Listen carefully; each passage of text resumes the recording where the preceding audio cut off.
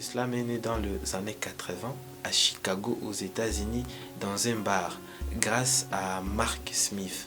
Il est encore en vie jusqu'aujourd'hui. Alors les slameurs ils montaient sur scène, ils lisaient ou bien déclamaient leurs textes en présence des gens qui buvaient et en même temps ils pouvaient déclamer ou bien slammer son texte. Et il y a un peintre qui est en train de faire aussi sa performance tout en expliquant les textes, disons la quintessence du texte du slammer. Disons, le rap, il est né aux États-Unis dans les années 70. C'est un art qui est né dans les rues, dans les banlieues des États-Unis. Alors les jeunes du quartier, ils se regroupaient dans les rues pour justement contester les pouvoirs en place, entre ces pouvoirs en place qui prônaient l'exclusion d'une masse noire ou bien ils prônaient aussi le racisme. Alors les jeunes noirs, ils se regroupaient dans les rues pour plaider, pour clamer et bannir toutes ces antivaleurs. Alors la différence qui est établie entre maintenant le rap et l'islam, c'est que le rappeur il parle beaucoup plus rapidement et il ne respecte pas trop les règles de la poésie. Tout comme le slammer aussi, il slame d'une manière poétique parce que le slam est entre rap et poésie.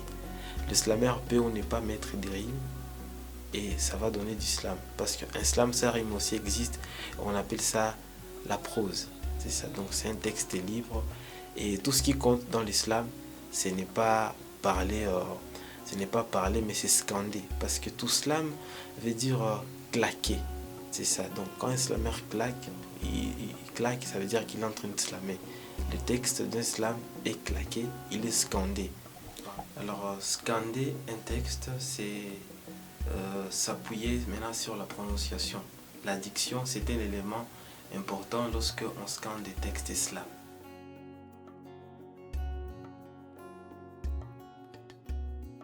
Pour qu'on puisse parler maintenant d'islam boukavien, il faut qu'il y ait notre identité dans nos textes. Alors, parlant de nos identités, c'est maintenant là-bas qu'on va se fier maintenant à nos origines.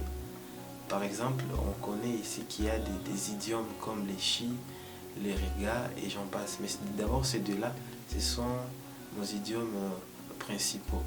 Alors, l'islam boukavien doit tirer son originalité dans ces deux cultures-là, chi et riga, pour créer un propre style qu'on appelle l'islam boukavien. Pour que l'islam ait cette connotation authentique, il faut maintenant qu'il y ait par exemple des instruments musicaux comme le lulanga.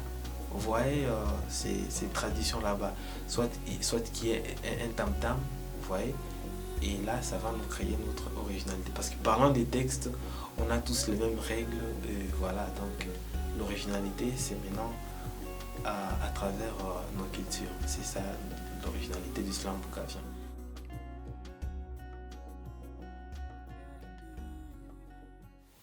Parce qu'il fait chaud, debout devant ces micros tentés des paléomos sociétaux. Prometteuse n'est pas cette météo, région en chaos, indigène en fléau. Des arrois issus des sectes, des concepts. Ces concepts que je te jure, je respecte. Je les respecte, en même temps je les objecte. Je les objecte parce ils interceptent l'équilibre de leurs adeptes qui maintenant s'inquiètent de leur espoir à miettes, ces miettes fruits de ces concepts qui perso m'embêtent. M'accepteras-tu? Ton cœur est un espace d'une classe qui mérite ma place. À cette heure d'un passe où je ne vise que ta grâce. Mais voici, choisi par ces moisis de la vie. M'accepteras-tu tel que je suis pour me refaire dans ces climats sévères? Puissions-nous trinquer nos verres ainsi, je ne serai plus à découvert. Le manque de ton sourire m'agonise, m'aiguise dans une crise affective qui me prolétarise. Et pourtant, je suis à tes côtés. Autant s'aimer en s'aimant l'hospitalité que d'intriguer en irriguant la précarité. Parleras-tu au mal de notre Pâques époque en m'ouvrant quand sur ta porte je toque? Mais feras-tu une accolade fraternelle ou une tornade de querelle? Mais rejetteras-tu pour quel but? Parce que je ne fais pas partie de ta tribu? Muhutu ou Mutusi, Murega ou Mushi.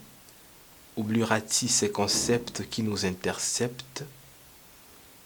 Que feras-tu pour l'éducation qui sobre en pleine affliction? Que feras-tu pour l'enseignant qui malgré lui prend sacré enseignant? Soigneras-tu cette jeunesse de vers gondés par des vers grondés ou par des vers fécondés? Passeras-tu tes salam alek à toutes les femmes et à tous les mecs qui s'inclinent vers la Mecque? Diras-tu shalom à toutes les femmes et à tous les hommes prenant les saints rosaires comme norme? Exempteras-tu la femme de sa corvée dans l'intention de l'empêcher de crever ou de la violer? Banniras-tu des propos discriminatoires à son égard quitte à l'offrir du bon regard? Autant de questions que je te pose pour plaider ce cause, autant de solutions que je te propose pour éradiquer ces climats moroses. Autant d'épines que j'émonde pour orner des roses ces mondes. Mais surtout, autant de fois que je mouche ma morve pour récolter vos one love. Mais surtout, autant de fois que je mouche ma morve pour récolter vos one love.